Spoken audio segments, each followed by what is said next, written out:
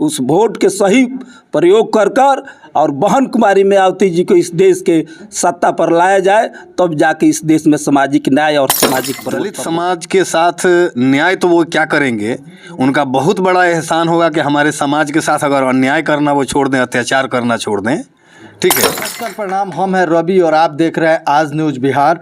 और सिवान जिले का यह तितरा बाज़ार है और तितरा बाज़ार में यहाँ आप देख सकते हैं, कैमरामैन से चाहूँगा दिखाने के लिए कि जो बसपा की सुप्रीमो हैं बहन मायावती जी, उनका यहाँ पर जन्मदिन मनाया गया है और केक भी यहाँ पर काटा गया है। साथ ही साथ भीमराव अम्बेडकर, काशीराम, ये सारे फ़ोटो लगे हुए हैं। साथ ही साथ जो सिवान जिला के बसपा के जिलाध्यक्ष हैं धुरेंद्र राम जी, उनका भी संभवतः आज जन्मदिन है। तो इन दोनों जन्मदिन को मिलाकर यहाँ पर जन्मदिन मनाया जा रहा है और भारी संख्या में आसपास के लोग, खास करके तितरा बाज़ार के लोग यहाँ पर उपलब्ध हैं।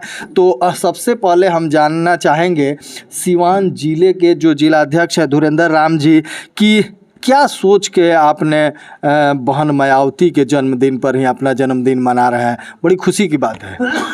देखिए, सबसे पहले आज हम लोग बहन जी के जन्म दिवस के अवसर पर सभी देशवासी, सिवान जिला वासी सबको हार्दिक शुभकामना एवं बधाई देते हैं और बहन जी के दीर्घायु होने के भगवान बुद्ध से प्रार्थना करते हैं कि बहन जी सैकड़ों बरिस जिए और इस समाज को जो उन्होंने थाना है उठान के लिए, सामाजिक परिवर्तन, सामाजिक न्याय की जो लड़ाई लड़ती है, सामाजिक न्याय का उनको कहा जाता है। और विश्व का 8वां नंबर आयरन लेडी बहन कुमारी मायावती जी का आज जन्म दिवस जन कल्याणकारी दिवस के रूप में समारोह रखा गया है।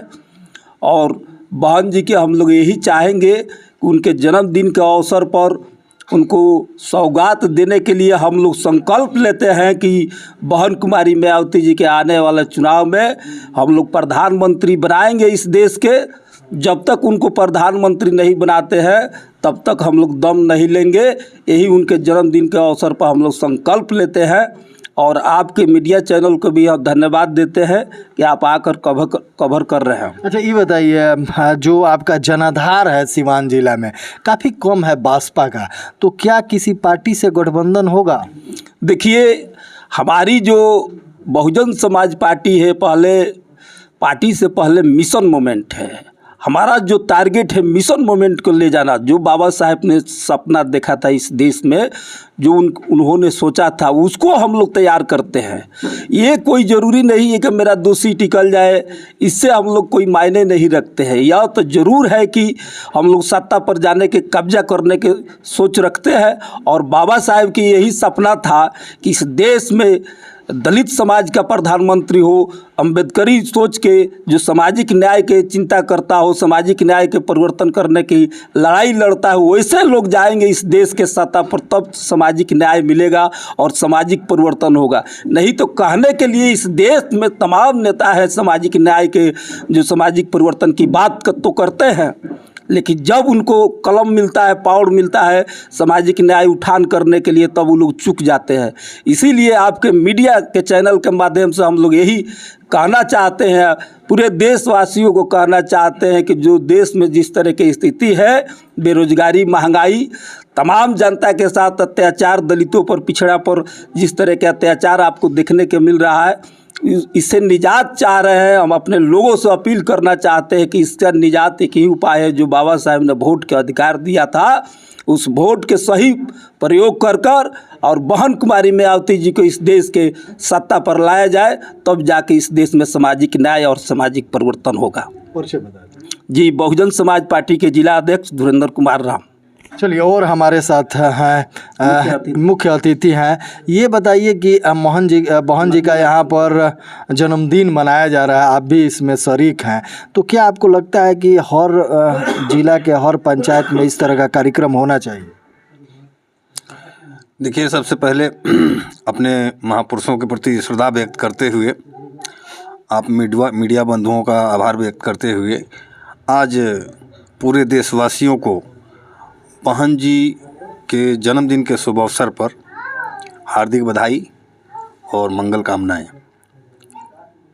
हम लोग ये चाहते हैं कि बहन जी के तमाम संघर्षों का अगर लाभ उठा सकें तो शायद हमारे पास बहुत कम समय बचा हुआ है और बहुजन समाज पूरा जाग भी रहा है। बस थोड़ा सा तत्पर हो जाएंगे तो बहन जी का जो सपना है, एक्चुअली बहन जी का ये अकेले का सपना नहीं है।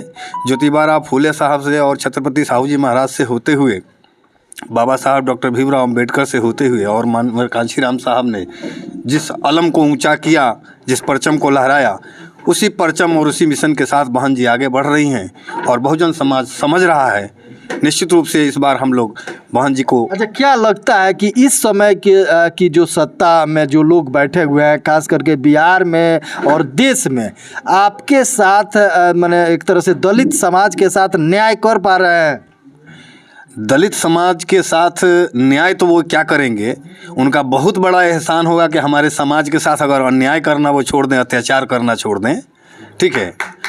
और रही बात कि जब इतनी सारी पार्टियां ही थीं और इतनी ही पार्टियां होती और इतने सारे लीडरान होते तो शायद माननीय साहब ने कहा था कि उनको DRDO की नौकरी छोड़ के और गली गली का खाक छानने की ज़रूरत नहीं पड़ती। तो इस समाज को, दबे कुचले समाज को प्रत्येक दिन दबाया गया और दबाता ही जा रहे हैं आज तक लोग। तो उसी के मिशन मूवमेंट को लेके मनोहर साहब खड़े हुए कि जब तक हम लोग शासक नहीं बनेंगे, हमारा समाज शासक नहीं बनेगा, तब तक इसका हक अधिकार सुरक्षित नहीं रहेगा। परिचय बता दीजिए। मेरा नाम नजमुल्ला खान, मैं बहुजन समाज पार्टी का प्रदेश सचिव हूं और सिवान जिला का प्रभारी हूं। पहले से ही जो संवैधानिक प्रावधान किए गए हैं जो आरक्षण की, उसमें से भी हम लोगों को 15% किया गया अनुसूचित जाति को और 7.5% किया गया अनुसूचित जनजाति के लिए। तो अभी आंकड़ा, फिलहाल ही आंकड़ा आया है बिहार सरकार से, केवल बता रहे हैं कि 7% ही मिल रहा है।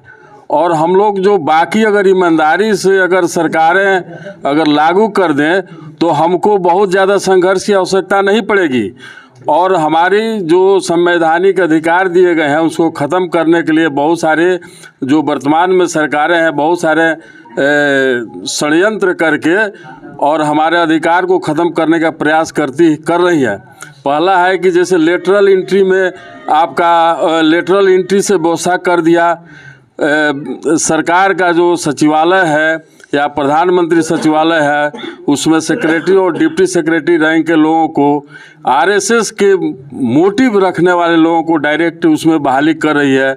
आज हाल फिलहाल में आपका जो लोकसभा अध्यक्ष है, उनकी लड़की बेटी जो ग्लैमर वाला काम करती थी उसको IAS बना दिया।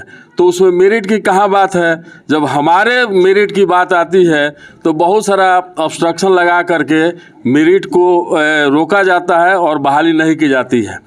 दूसरी चीज़ कि हमारे लोग जो कॉलेजियम सिस्टम बना करके हमारे लोगों को जुडिशरी में नहीं आने दिया जाता है। हमारे लोग हाई कोर्ट में जज नहीं बनने दिए जाते हैं, हाई कोर्ट में सीनियर वकील नहीं बनने दिया जाता है, जिसके कारण हमारे लोग हाई कोर्ट में जज नहीं बन पाते हैं और नहीं बनने के कारण वो सुप्रीम कोर्ट में भी नहीं बनते हैं। जो सरकार चाहती है उसके फेवरेबल लोग रहते हैं, फेवरेबल जजमेंट देते हैं और जजमेंट का थप्पा लगा करके सरकार गलत काम करती है।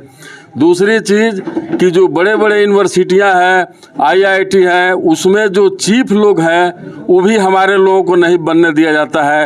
अब कॉलेज दिल्ली यूनिवर्सिटी में रोस्टर 13 लागू करके हमारे लोगों को एडहॉक प्रोफेसर, परमानेंट कौन नहीं करने दे रहा है? कौन नहीं करने दे रहा है? यह मानसिकता के लोग जो आजकल 2014 से लेकर के जो सरकारें आई हैं, पहले वाली सरकार कुछ नरम थी, लेकिन आने जो सरकार चल रही है उसका षड्यंत्र बहुत लोगों को पता नहीं है। अब नेशनल क्राइम रिपोर्ट ब्यूरो का अनुसार 67,000 केस SC ST के अंतर्गत 2022 में केवल राम जी को भी हम लोगों को शुभकामना देते हैं। लेकिन जनक राम जी जो हमारे विचारों के विरुद्ध जा कर के काम किए, उनकी पीढ़ी हमारी पीढ़ी को गुलाम बनाने का सपोर्ट कर रहे हैं उन लोगों से मिल करके, यह ठीक नहीं है। आने वाले समय में आने वाले समय में जनक राम जी अपना समझेंगे और बहुत सारे लोग जो MP MLA एक बार हो गया उसके बाद उसकी क्या स्थिति है, हम ही लोगों के हाथ में न वोट देने का अधिकार है। हम समझा देंगे उनको कि कैसे होता है। परिचय बताइए। टुनटुन राम। देखिए, उत्तर प्रदेश और बिहार की जो तुलनात्मक विचारधाराएं चल रही है, बिहार में भी जनधारा है, ऐसी बात नहीं है, लेकिन बिहार के लोगों को अभी बरगलाया जा रहा है। जो मैं आपसे यकीन दिलवाता हूं कि हम लोग फील्ड में लगे हुए हैं बहन जी के कारवा को आगे बढ़ाने के लिए। आप लोग समझ रहे हैं यहाँ भी जनाधार बहुत तेज़ गति से बढ़ रहा है।